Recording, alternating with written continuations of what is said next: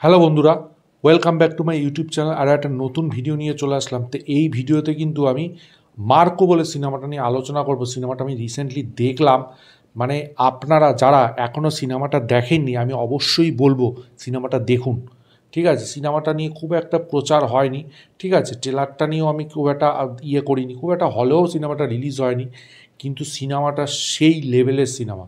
আমি তো রেকমেন্ড করবই। তবে একটা কথা, এখানে একটা ওয়ার্নিং আছে, যারা একটু দুর্বল হৃদয় তারা কিন্তু এই সিনেমাটা দেখবেন না।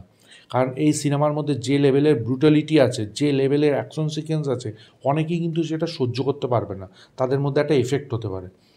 সিনেমাটার যেটা আমার সবচেয়ে দারুণ লেগেছে, সিনেমাটা যেরমভাবে প্রেজেন্ট করেছে, যে অ্যাকশন, যে ব্রুটালিটি, সেটা ব্যাপক ব্যাপক করে দেখিয়েছে। সিনেমাটার মধ্যে কিছু সিন আছে যেগুলো হয়তো আপনি সেরমভাবে মানে দেখার সময় আপনার হয়তো ঘৃণা লাগতে পারে, বা আপনি হয়তো নিতে পারবেন না, এরকম কিছু সিন আছে। একটা জায়গা আছে, একজনের কান খেয়ে নেবে, মানে ছিঁড়ে ফেলবে পুরো মুখ দিয়ে, মানে যে সিনেমার প্রোটাগনিস্ট উন্নি মুকুন্দন। তো ওই জায়গাটা কিন্তু মারাত্মক। একজনের হাত কেটে ফেলবে। ঠিক আছে, এই জায়গাগুলো, তারপরে অ্যাসিডে কয়েকজনকে মেরে দেবে, সেই জায়গাটা পুরো দেখাবে, একদম মানে পুরো পচে গলে যাচ্ছে। এই জায়গাগুলো প্রচণ্ডভাবে মানে ব্রুটালিটিটা ব্যাপক দেখিয়েছে এই সিনেমাটা, ব্যাপক। মানে এর জন্য আমি মেকার্সদের হ্যাটস অফ দেবো, যে এরকম টাইপের ব্রুটাল একটা সিনেমা তারা বানিয়েছে। এবং দেখুন, ইন্ডিয়ান সিনেমায় এরকম টাইপের সিনেমা কিন্তু খুব একটা দেখা যায় না। যেমন আমাদের বলিউডে কিন্তু কিল সিনেমাটা হয়েছিল, সেই লেভেলের সিনেমা ছিল। এটা কিন্তু ওর থেকেও হাই, আরও লেভেলের। এবং অ্যাকশন সিকোয়েন্সের জায়গা, আমি কিছু জায়গা বলবো যেগুলো সত্যিই খুব কিন্তু দারুণ।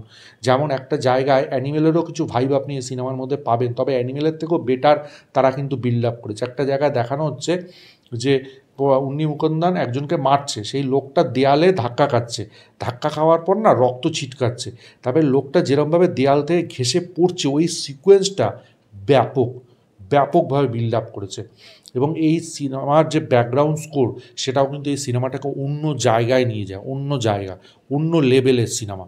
এবং উন্নি মুকুন্দন, তার আমি খুব একটা বই দেখিনি, ঠিক আছে, সে এই সিনেমায় কিন্তু ব্যাপক অভিনয় করেছে, তার সোয়াগটাই আলাদা।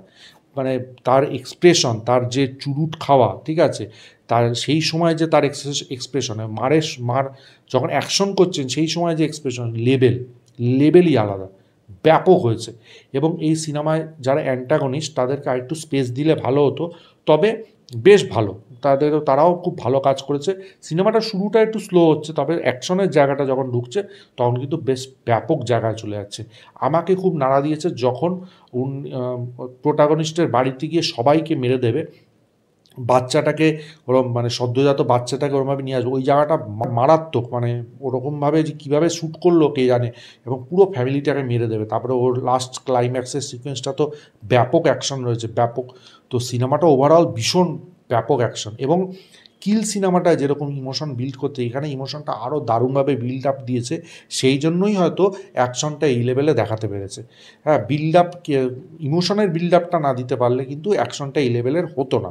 তো ওভারঅল কিন্তু সিনেমাটা কিন্তু ব্যাপক সিনেমা। আমি আবারও বলছি, যারা একটু দুর্বল হৃদয় আছেন তারা কিন্তু এই সিনেমাটা অ্যাভয়েড করুন, কিন্তু ব্রুটালিটি যারা পছন্দ করেন তাদেরকে এই সিনেমাটা অবশ্যই দেখতে হবে। Must watch film, must watch.